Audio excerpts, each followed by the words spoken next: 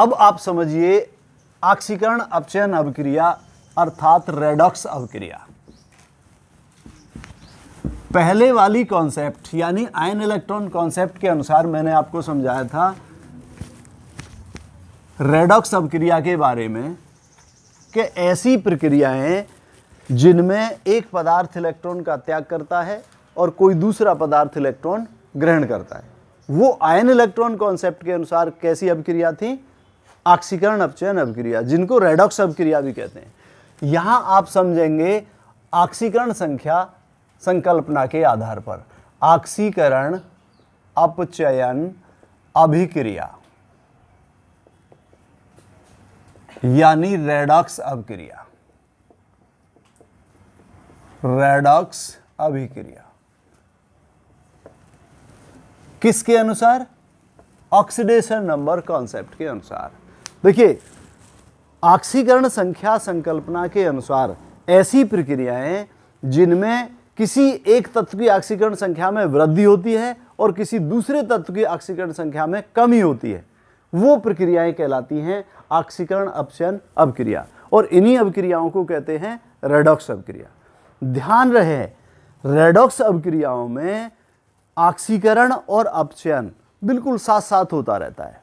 एक बार फिर सुनेंगे, आयन इसके ऑक्सीडेशन नंबर कॉन्सेप्ट के अनुसार ऑक्सीडेशन रिडक्शन रिएक्शन यानी रेडॉक्स रिएक्शन क्या होती है?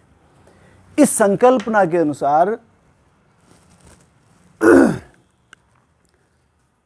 यानी ऑक्सीकरण संख्या संकल्पना के अनुसार ऐसी प्रक्रियाएं जिनमें किसी एक पदार्थ की ऑक्सीकरण संख्या में वृद्धि होती है और किसी दूसरे पदार्थ की ऑक्सीकरण संख्या में कमी होती है, वे कहलाती हैं ऑक्सीकरण अपचयन अभिक्रिया, और इन्हीं को कहते हैं रेडॉक्स अभिक्रिया। इन रेडॉक्स अभिक्रियाओं में ऑक्सीकरण और अपचयन बिल्कुल साथ साथ होता रहता है। जैसे मैंने आयन इलेक्ट्रॉन कॉन्सेप्ट के अनुसार ये एग्जाम्पल समझाया था कि FeCl3 plus SnCl2 is equal to FeCl2 plus SnCl4। इसमें मैंने बताया था आपको कि ये इलेक्ट्रॉन का त्याग करता है, इसलिए इसका ऑक्सीकरण हुआ और ये अपचायक कहलाया। ये इलेक्ट्रॉन ग्रहण करता है, इसलिए इसका अपचयन हुआ और ये ऑक्सीकारक कहलाता है। ध्यान आ गया? लेकिन इस कॉन्सेप्ट के अनुसार क्या होगा? इसकी ऑक्सीकरण संख्या +3 है, इसकी -1 है, इसकी +2 है, इसकी -1 है, इसकी +2 है, इसकी -1 है, इसकी +4 है और इसकी -1 है। -1 -1 -1 इनको हटा दिया मैंने, कोई चेंजिंग नहीं आ रही है। तो आप देख रहे हैं किस किस की में ऑक्सीडेशन नंबर में चेंजिंग आ रही है। यहां पर FeCl3 में +3 है और यहां FeCl2 में +2 है, तो इसकी ऑक्सीकरण संख्या में कमी आ रही है। इसका मतलब इसका क्या हो रहा है? अपचयन यानी रिडक्शन। ठीक है, और इसकी ऑक्सीकरण संख्या +2 से कितनी हो रही है? +4, यानी इसका हो रहा है ऑक्सीकरण। ठीक है, तो रेडॉक्स अभिक्रियाओं में जिस पदार्थ की ऑक्सीकरण संख्या में वृद्धि होती है, +2 से कितनी होगी? +4, उसका होता है ऑक्सीकरण, और जिसकी ऑक्सीकरण संख्या में कमी होती है उसका होता है अपचयन। क्लियर हो गया? ध्यान रखें, इन्हीं अभिक्रियाओं को, ऑक्सीकरण अपचयन अभिक्रियाओं को क्या कहते हैं? रेडॉक्स अभिक्रिया। और इन अभिक्रियाओं में ऑक्सीकरण और अपचयन बिल्कुल साथ साथ होता रहता है, अर्थात किसी एक तत्व की संयोजकता में कमी होती है और दूसरे की में वृद्धि होती है। समझ आ गया? ठीक ऐसे ही दूसरा एग्जाम्पल समझेंगे आप, जैसे MnO2। ये एग्जाम्पल एक जैसे ही क्यों समझा रहा हूं मैं आपको? ताकि आपका कंफ्यूजन दूर हो। उसमें क्या था? इलेक्ट्रॉन का त्याग दिखाया था, और इसमें क्या है? ऑक्सीकरण संख्या में कमी और वृद्धि हो रही है। तो MnO2 plus HCl is equal to MnCl2 plus H2O plus Cl2, ये इक्वेशन है। हम इनकी ऑक्सीकरण संख्या निकालें। ऑक्सीजन की -2 होती है, 2 परमाणुओं की -4, तो इसकी हो जाएगी +4। Cl की -1 है, तो H की कितनी हुई? +1। यहां पर Cl की -1 है, तो 2 परमाणुओं की -2, तो इसकी Mn की कितनी हुई +2। ऑक्सीजन की यहां पर -2, तो हाइड्रोजन के दोनों परमाणुओं की +2। ध्यान करना, एक परमाणु की लिखते हैं, कितनी हुई +1।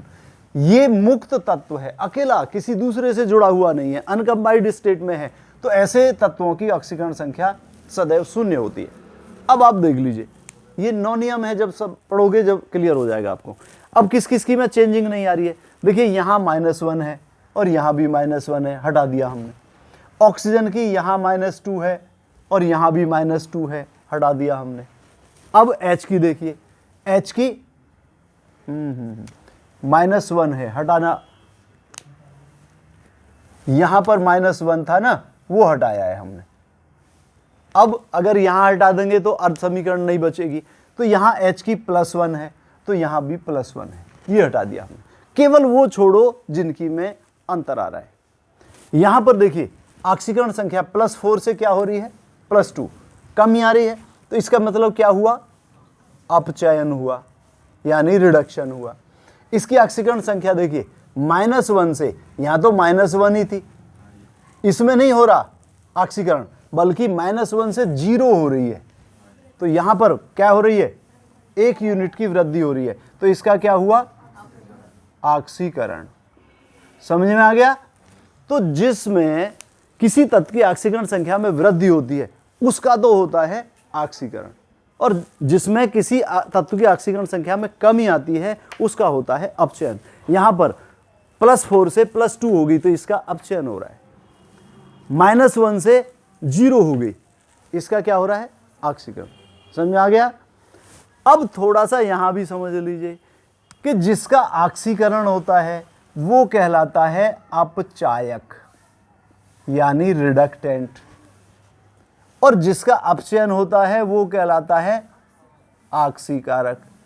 तो हम कैसे समझाएंगे ऑक्सीकारक और अपचायक को, ऑक्सीडेशन नंबर कॉन्सेप्ट के अनुसार, कि जिसकी ऑक्सीकरण संख्या में कमी आती है वो ऑक्सीकारक कहलाता है, और जिसकी ऑक्सीकरण संख्या में वृद्धि होती है वो अपचायक, यानी रिडक्टेंट कहलाता है। क्लियर।